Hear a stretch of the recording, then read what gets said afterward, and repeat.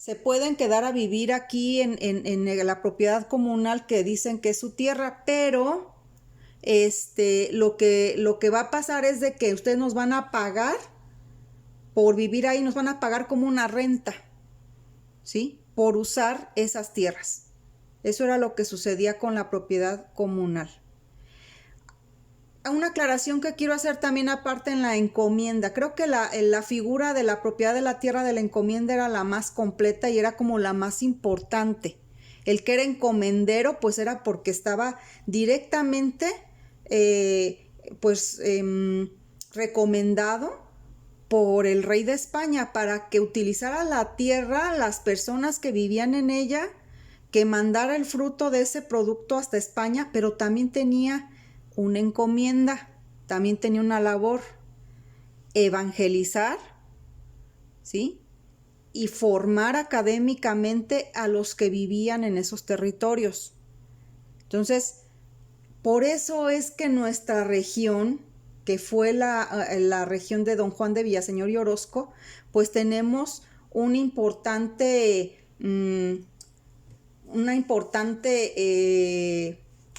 ¿cómo se le puede decir? Vestigio de las diferentes órdenes religiosas que vinieron a catequizar estos rumbos, ¿sí?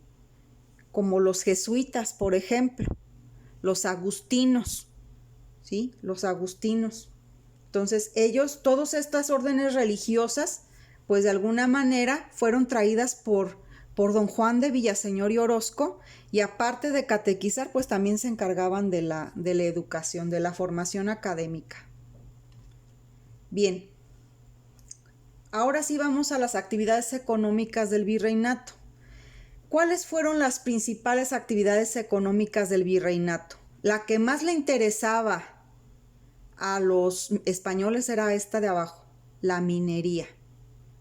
Encontraron importantísimos yacimientos, minas de oro y de plata en muchas regiones de lo que actualmente es México, principalmente en lo que es actualmente el estado de Guanajuato, San Luis Potosí, Durango y Zacatecas, entre otros. También, por ejemplo, en el estado de Hidalgo, pues se encontraron importantes minas de donde inclusive se extraían diamantes, ¿sí? Entonces, la minería fue, quiero pensar, la actividad que más se explotó económicamente por parte de la corona española directamente, ¿sí? El oro, la plata, pues hasta los mismos metales que no son preciosos, ¿verdad? Como el cobre, y pues repito, incluso hasta algunas minas de diamantes. ¿Quiénes eran los que trabajaban en las minas? Obviamente los españoles no. Generalmente, pues eran grupos de esclavos traídos desde el mismo Europa, ¿sí? Que habían sido hechos esclavos africanos, ¿sí? Y generalmente los esclavos africanos eran los que privilegiaban los españoles para que se fueran a trabajar a las minas. Obviamente, la gran mayoría del recurso extraído de estas minas se iba directo hasta España, hasta el rey de España. No menos importante, pues eran estas otras dos actividades, que es la agricultura.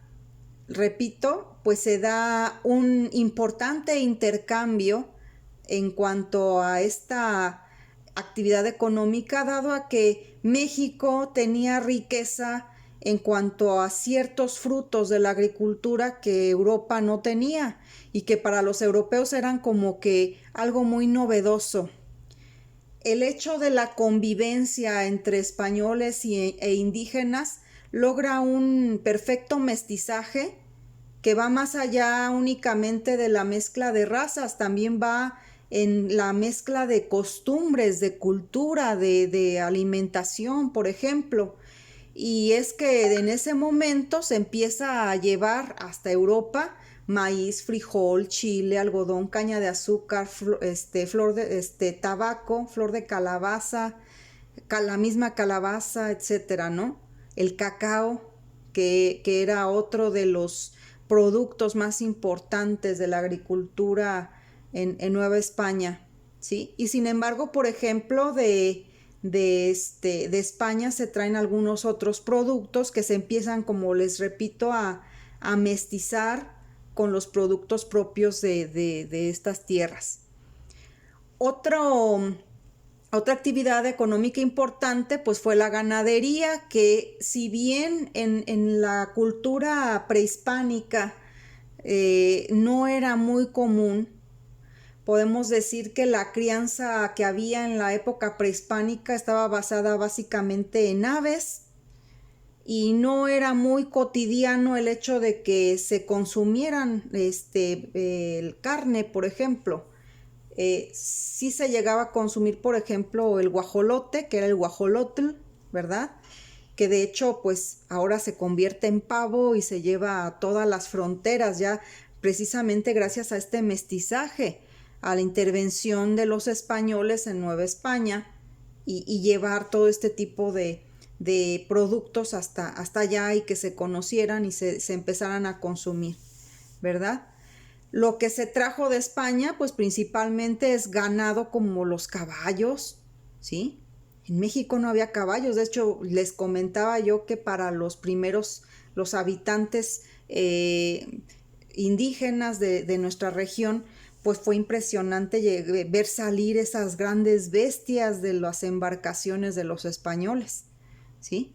Y los caballos de España pues ya traían también cierta mezcolanza, porque recordemos que España estuvo sometido por los árabes, y los árabes tenían una crianza de caballos pues de otro nivel. Entonces también ellos vivieron ese mestizaje y lo trajeron hasta México, ¿sí? De hecho aquí pues se puede llegar a tener caballos, los que saben de caballos no me dejarán mentir. Hay caballo árabe, caballo español, y de un sinfín de, pudiésemos decir, orígenes, ¿no? La vaca, por ejemplo, también era uno de los animales que no existía en territorio actualmente conocido como México, ni los burros ni los cerdos, ¿sí? Generalmente, pues esto pues, va a ir llegando en las embarcaciones españolas. Esas embarcaciones venían pues repletas. Imagínense nada más qué embarcaciones tan poderosas para poder transportar todo esto, ¿sí? Desde allá, porque pues obviamente el español pues estaba acostumbrado a cierto estilo de vida, entonces trató de hacer ese mismo estilo de vida aquí en Nueva España. Aquí, ¿qué carruajes jalados por animales iba a haber? Pues no había. Sin embargo, pues ahora, como eran gente de abolengo, gente noble e importante, pues había que traer todo lo necesario para tener la calidad de vida a la que estaban acostumbrados en España, ¿verdad?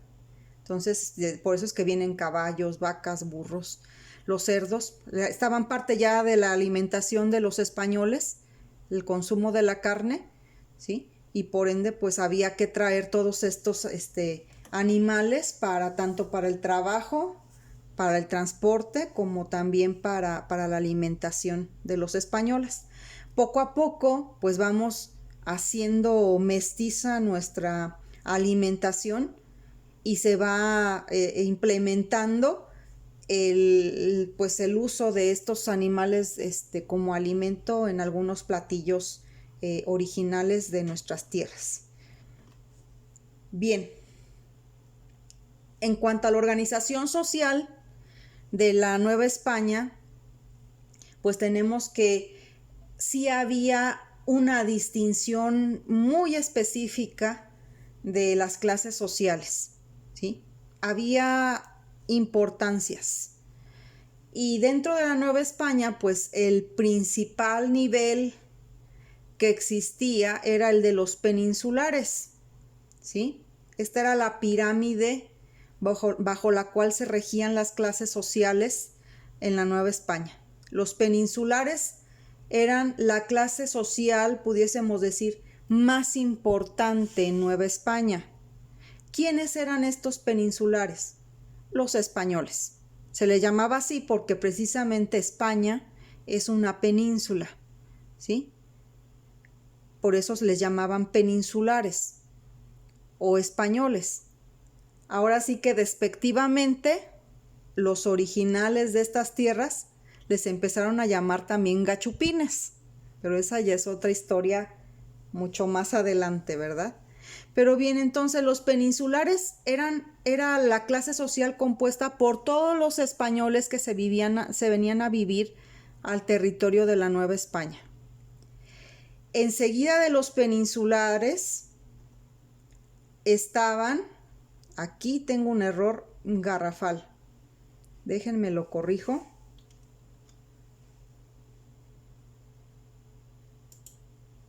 Déjenme corrijo porque si no, no me acepta la pluma.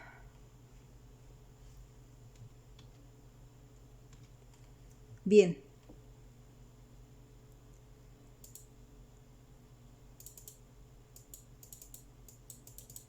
No me deja. Ok, bueno. Enseguida de los peninsulares vamos a tener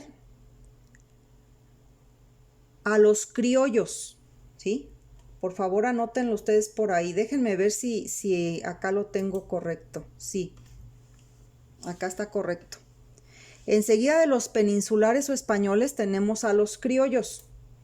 Los criollos eran los hijos de los españoles que nacían en México, en América.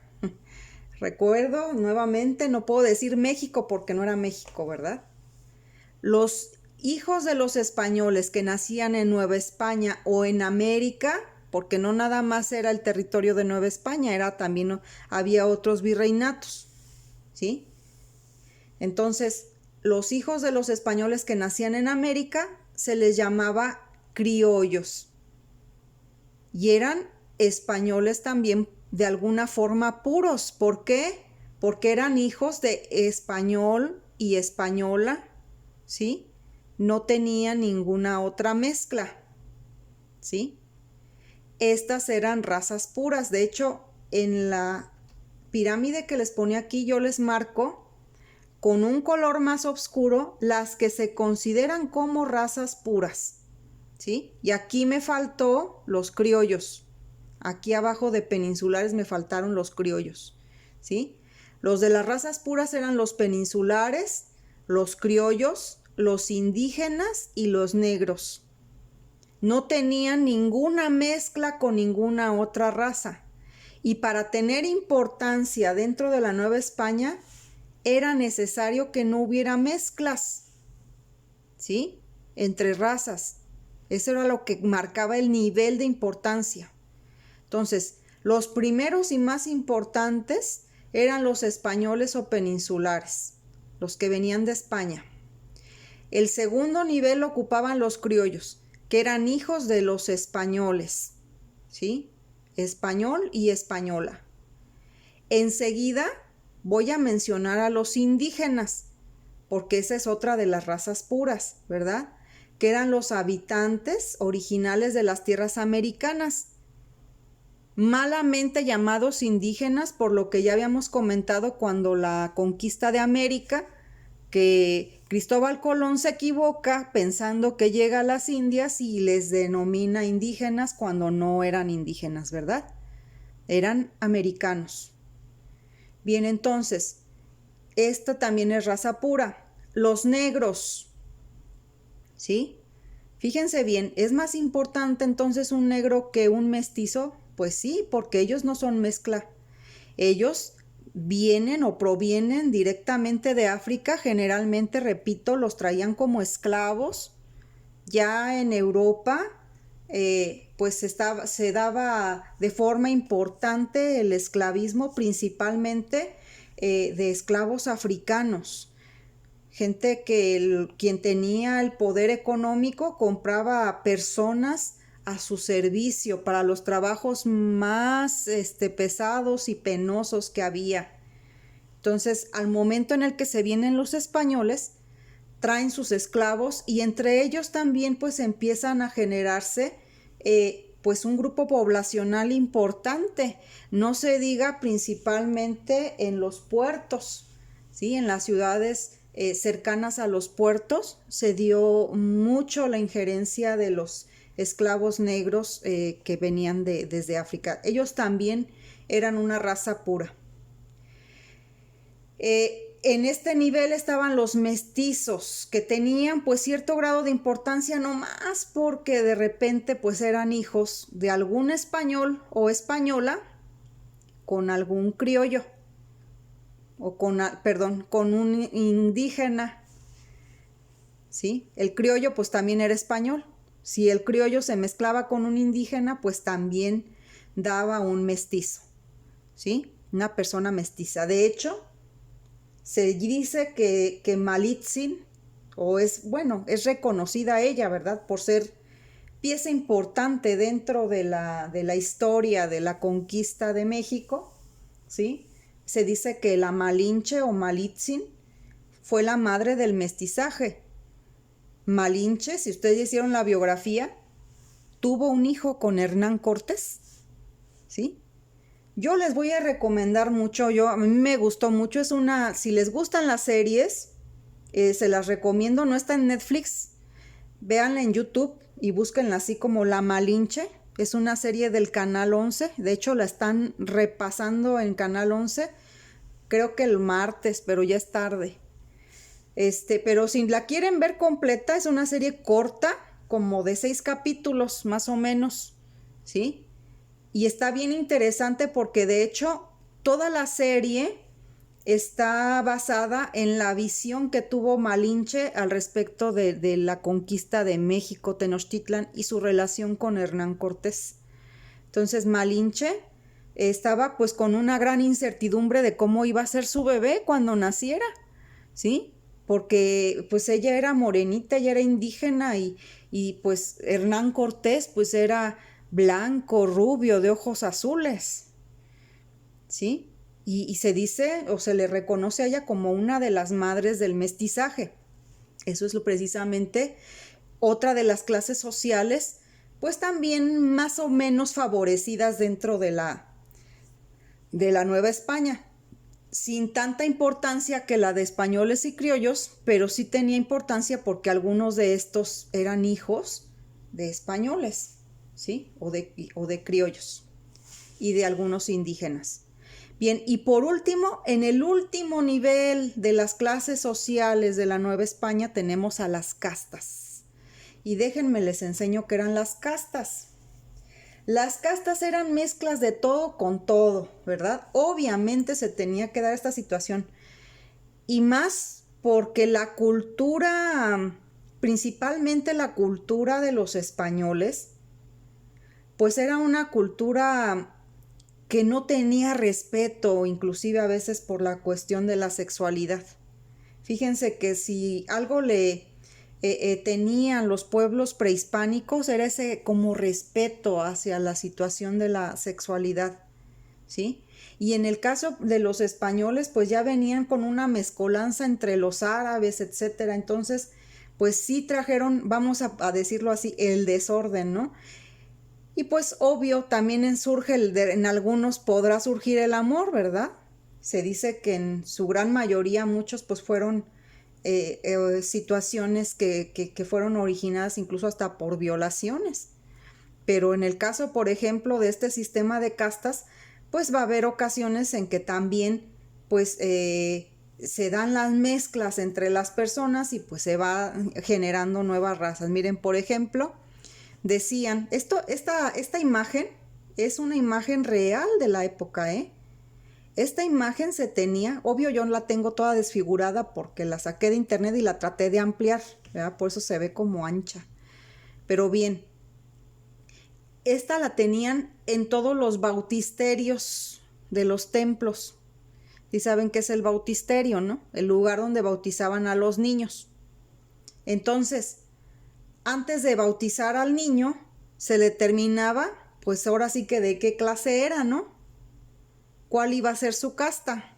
A ver, si eres hijo de un español con una india, eres mestizo.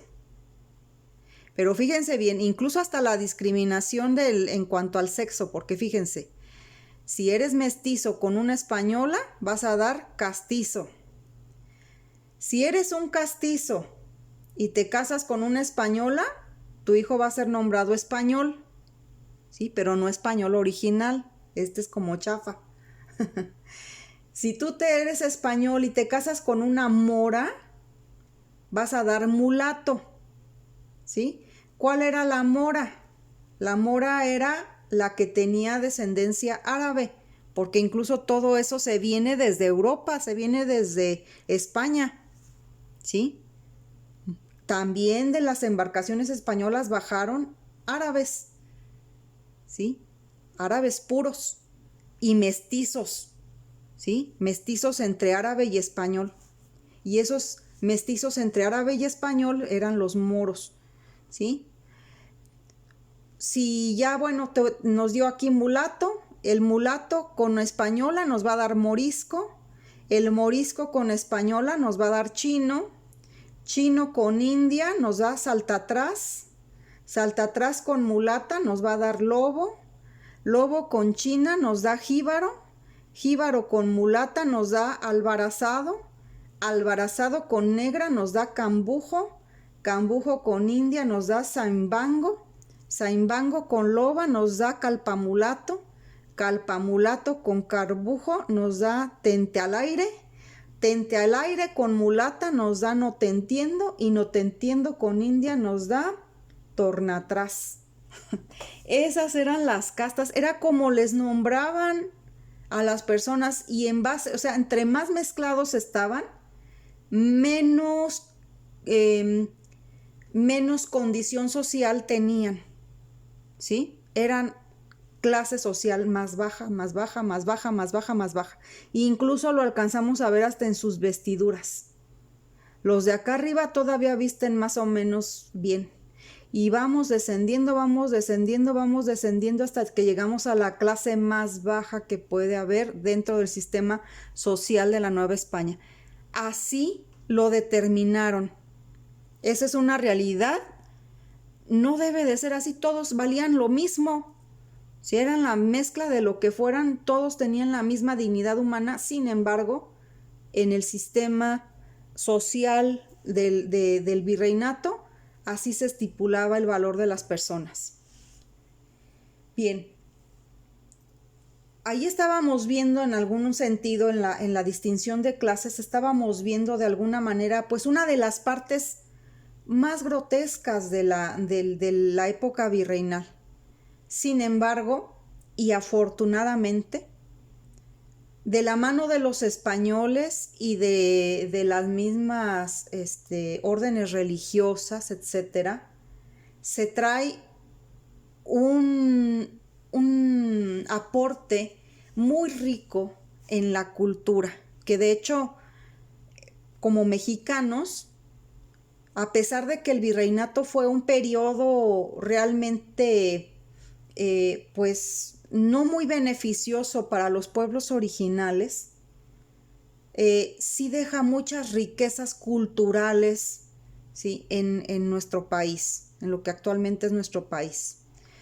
Y la cultura pues la vamos a visualizar en la época virreinal, pues desde el lado primero de la educación, ¿sí? Y los encargados de traer la educación, la formación académica desde España, pues fueron las órdenes religiosas, ¿sí?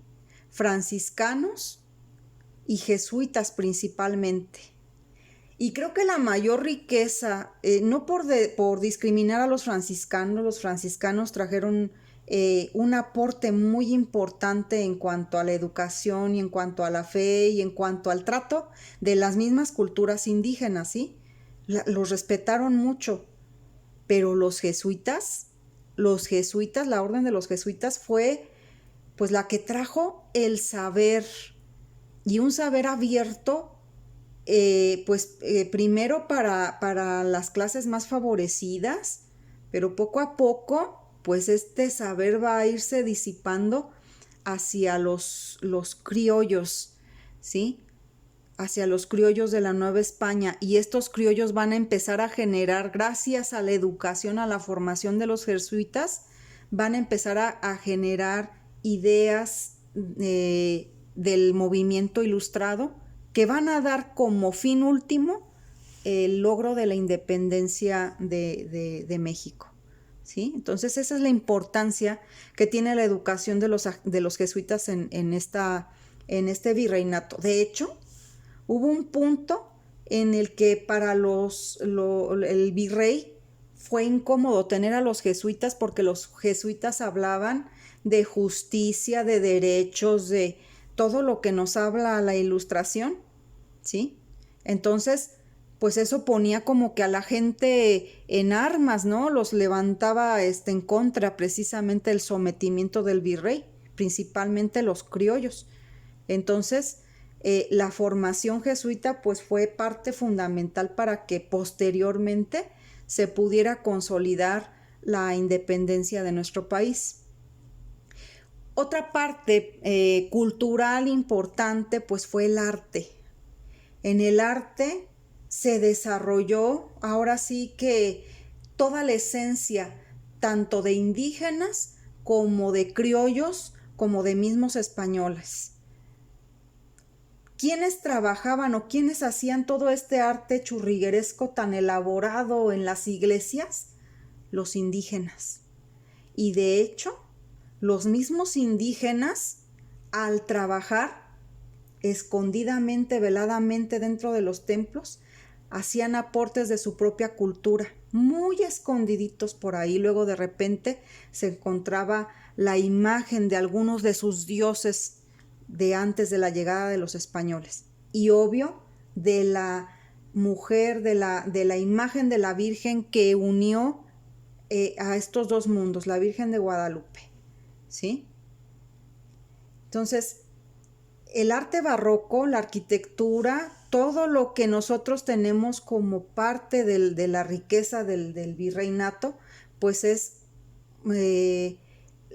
una de las joyas más bellas que pudo haber dejado este periodo, ¿sí? Aquí, por ejemplo, yo les pongo la imagen de una catedral. No me parece que sea la de Morelia. Según yo, es la Catedral Metropolitana de la Ciudad de México. Pero fíjense, nosotros, por ejemplo, ahorita vemos esos grandes edificios y quien ha visitado la ciudad de Morelia o la Ciudad de México en el centro histórico, pues nos damos idea, vemos esos grandes monumentos, esos grandes edificios que llevaron cientos de años de construcción, pero y luego todavía tallados con tanta delicadeza, piedra por piedra. ¿Y eso qué implica? Pues que todo eso se hizo a mano. En ese entonces no había máquinas. Si acaso había una que otra mulita que ayudaban a jalar con herramientas muy rudimentarias las grandes piedras de cantera que conforman todos estos edificios, ¿sí? Y que no nada más fue un edificio, fueron ciudades enteras las que se construyeron bajo todo este contexto, en este arte del ámbito del estilo barroco, ¿sí? El estilo barroco en arquitectura se caracteriza por ser un estilo muy adornado.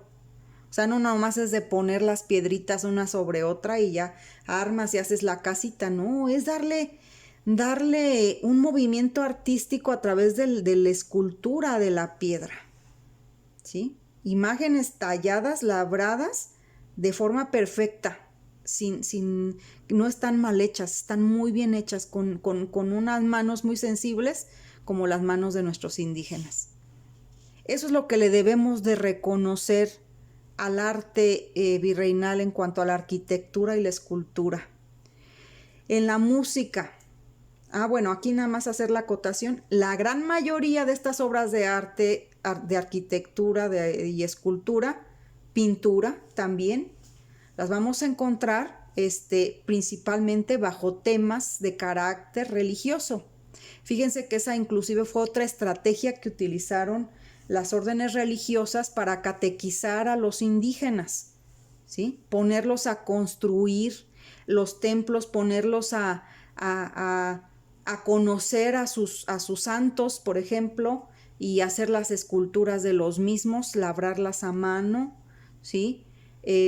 Yo tuve la oportunidad cuando hice mi diplomado de ir a una ciudad, a una comunidad llamada Nurío, es una comunidad purépecha, donde hay una de las obras de arquitectura en oro más preciosas que yo he visto. He visto, por ejemplo, el templo de San Diego en Morelia, el interior, que es muy parecido a este. Si no mal recuerdo, hasta parece que es este. ¿Sí? Está todo bañado en oro. Y ahí en Nurío, un pueblito indígena así, que tú no le dices, no, pues aquí qué oro va a haber.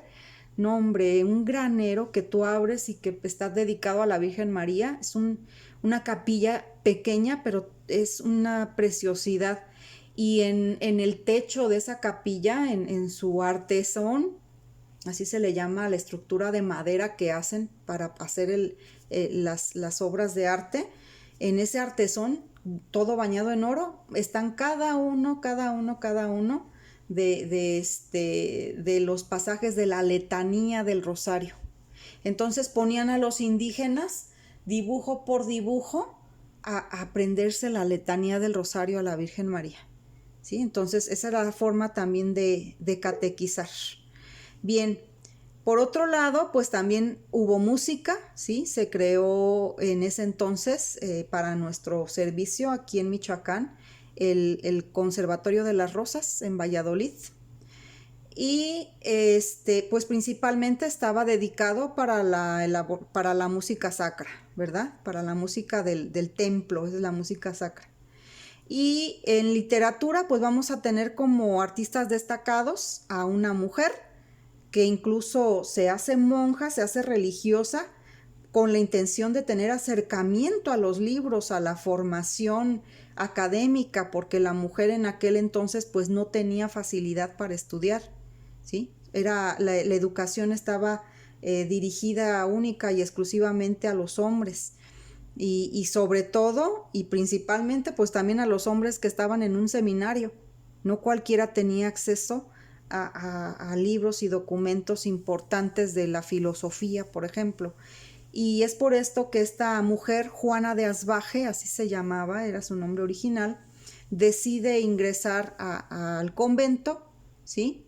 Y pues ahí inicia su gran obra literaria, Sor Juana Inés de la Cruz. A Sor Juana Inés de la Cruz se le reconoce por muchas de sus obras literarias. Generalmente fue una poetisa, se dedicó mucho a hacer poesía a través de la técnica de los sonetos, ¿sí? Sonetos y sonetillas, creo se llaman. Entonces, ella fue una de las más importantes piezas en cuanto a la literatura en el México virreinal.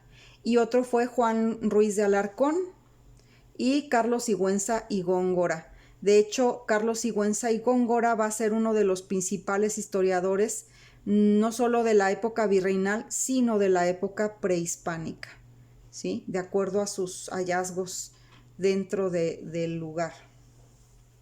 Bien, otra de las cosas a considerar dentro del virreinato, del periodo del virreinato, pues es el clero, ¿sí? A Nueva España se envían dos tipos de clero, el clero regular y el clero secular. Cuando hablamos de clero, hablamos de los religiosos, ¿sí? Hablamos de sacerdotes. El alto clero, como a veces lo hemos oído nombrar, pues son obispos y cardenales, ¿sí? Conforman el alto clero. ¿Sí? Y pues de este clero que se me envía de España para generar la catequización en el nuevo territorio, recordemos que en ese entonces España, después de la invasión de los árabes, pues la religión católica se viene a menos. Entonces para los españoles, para el rey de España, es importante pues tener a esta nueva tierra sometida bajo el rigor de la fe. Triste, pero sí, así lo hicieron. Se dice que los españoles de inicio para catequizar llegaron con la cruz en una mano y la espada en la otra, es decir, orillando a los pueblos indígenas a por la fuerza convertirse, catequizarse. Y les digo que el punto central, el punto medular que hace precisamente que el indígena acepte la fe del español, la fe católica, pues va a ser la aparición de la Virgen de Guadalupe. Pero bien, hablemos de los tipos de clero que vienen de España. Se vienen dos tipos de clero, va a ser el clero regular y el clero secular. ¿Qué es el clero regular? En el clero regular tenemos a las órdenes religiosas, ¿sí? Donde vienen sacerdotes o frailes. Estos se van a caracterizar porque viven bajo reglas determinadas, ¿sí? Por ejemplo, los franciscanos, los agustinos y los jesuitas tienen conventos en los que viven, prácticamente se van a dedicar única y exclusivamente pues a la formación de las personas. Son grupos del clero más humanos, pudiésemos decir, ¿sí? Más cercanos a la gente, más cercanos a las personas. Entonces, esa es la característica del clero regular. Y el clero secular son los que se conocen como sacerdotes eclesiásticos. Se supone que son los que viven en el mundo, es decir, entre el pueblo. Todos los sacerdotes, la gran mayoría de los sacerdotes que nosotros conocemos son sacerdotes diocesanos, ¿sí? Ellos conforman parte de este clero secular, ¿sí? Si yo conozco, por ejemplo, a un fraile franciscano, ese fraile franciscano pertenece al clero regular.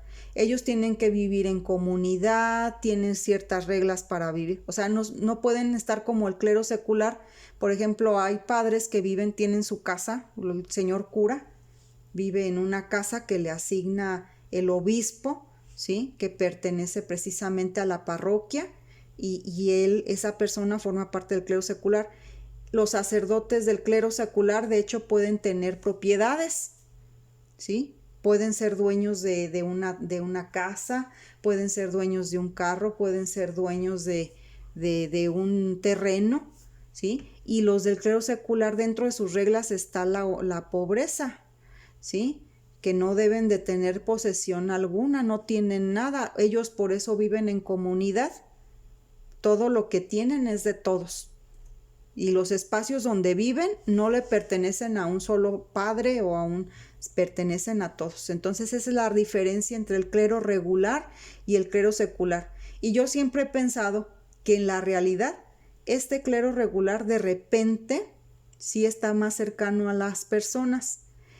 Vive en el pueblo, vive con la gente, sí vive con ella. Hay algunos sacerdotes, obispos, curas, etcétera, que sí de alguna manera sí tienen contacto con la gente, ¿sí? Pero es opcional, o sea, si quieren lo hacen, si no, no. Y el clero secular va a depender directamente del Papa. Se le llama secular por la cuestión de que este término secular es de que viven con el siglo, es decir, que viven de acuerdo a las personas, igual que los demás, como cualquier ciudadano común, vamos a ponerlo en ese ejemplo. Y el clero regular es regular porque se somete a ciertas reglas, ¿sí? Como por ejemplo el vivir en comunidad, esa es una regla.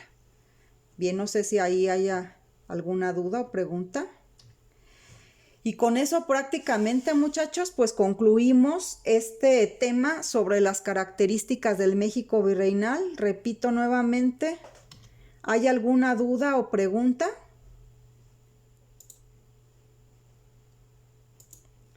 ¿Cómo ven? ¿Qué les pareció el tema? ¿Sí quedó claro? ¿Quedó bien explicado?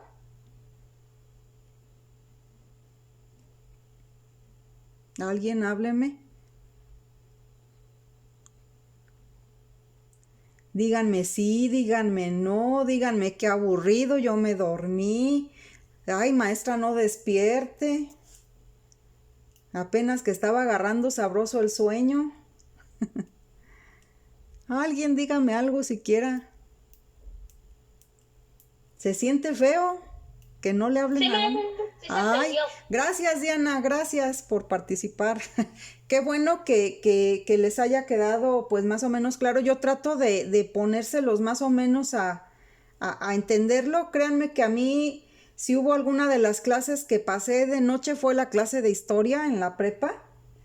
Y cuando visualizo la forma como yo viví mis clases de historia y cómo quiero que ustedes las vivan, yo trato de ser un poquito, pues lo más clara posible para que pues no se les haga algo tan tedioso. De hecho, en este punto de la historia, lo ideal era que nos paseáramos, que fuéramos mínimo, hubo una vez que mínimo los llevé ahí al templo de Galeana para ver cierta iconografía. La iconografía son los símbolos que va dejando cada una de las órdenes religiosas que habitaron en esa región, ¿sí? Y fuimos ahí al templo de Galeana, observamos algunas obras precisamente de arte virreinal que tienen ahí, escultura tallada en piedra, en oro, por ejemplo.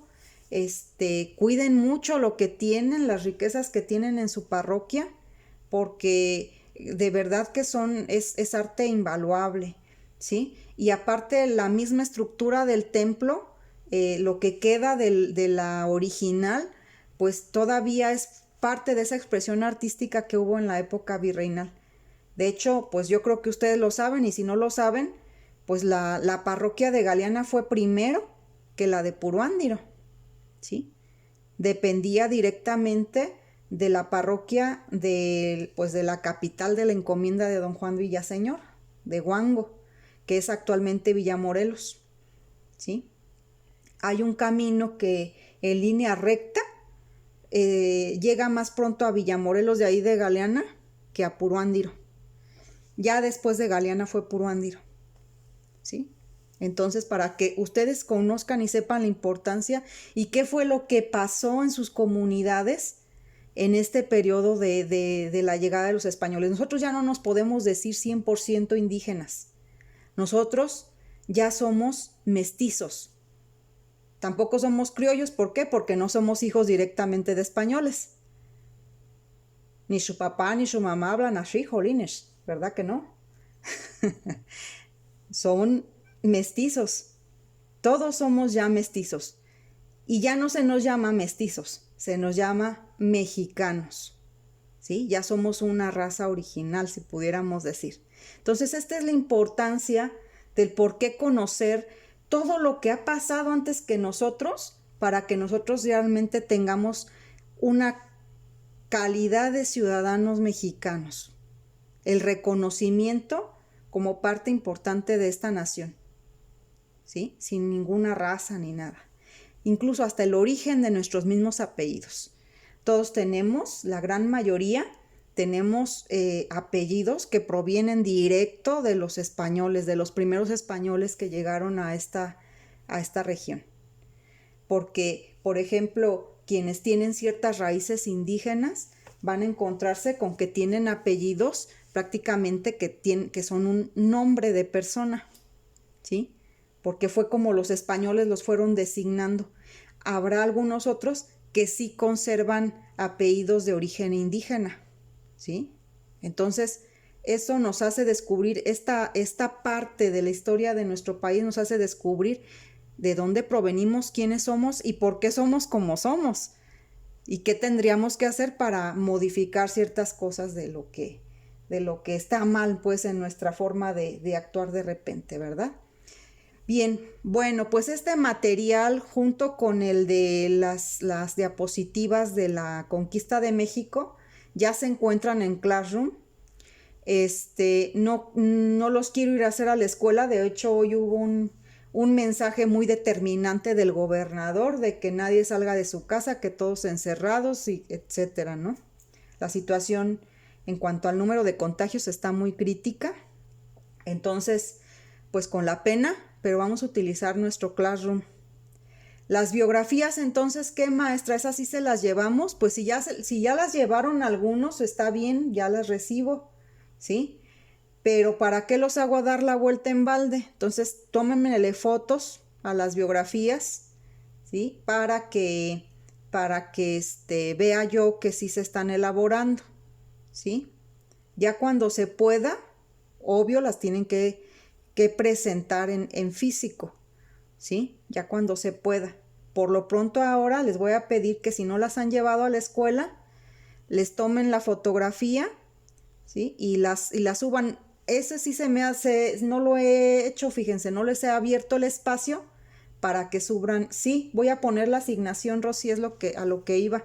Ahí en Classroom mismo voy a poner el espacio para que me suban sus biografías. ¿Sale y vale? Cúmplanme. Cumpliendo. ¿Sí? Muy bien. Cumpliéndome, muchachos, ya ustedes tienen liberado su tercer semestre. ¿Sí? Y que por lo menos un poquitito, algo de lo que yo les explique, ustedes lo recuerden. ¿Sí? Eso es lo único que les pido. Con eso me basta.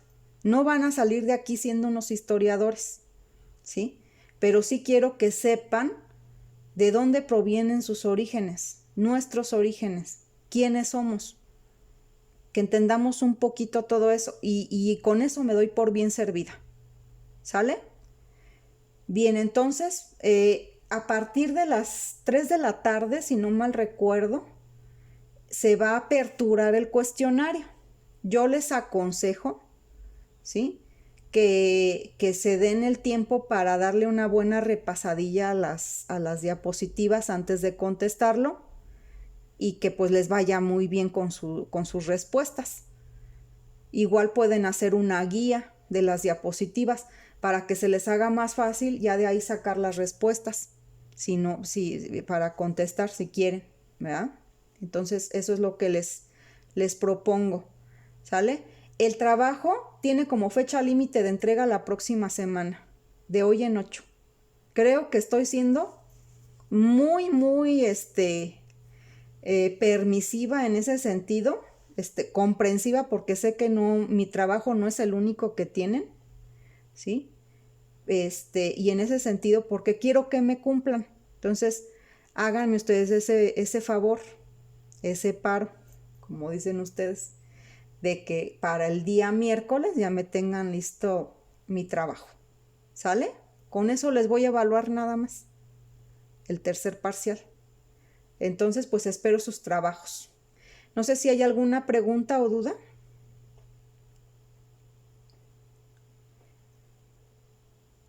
Bueno, interpreto el silencio como un no, como que qué buenísima maestra soy, qué bárbara, nunca hay dudas.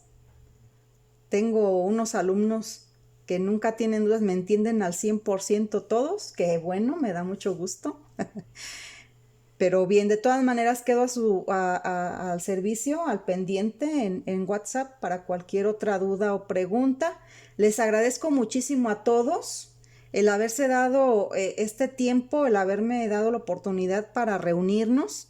Y pues nos vemos, primeramente Dios, en el cuarto semestre, muchachos. Cuídense mucho, pórtense bien y seguimos en contacto. Hasta luego, chicos. Gracias.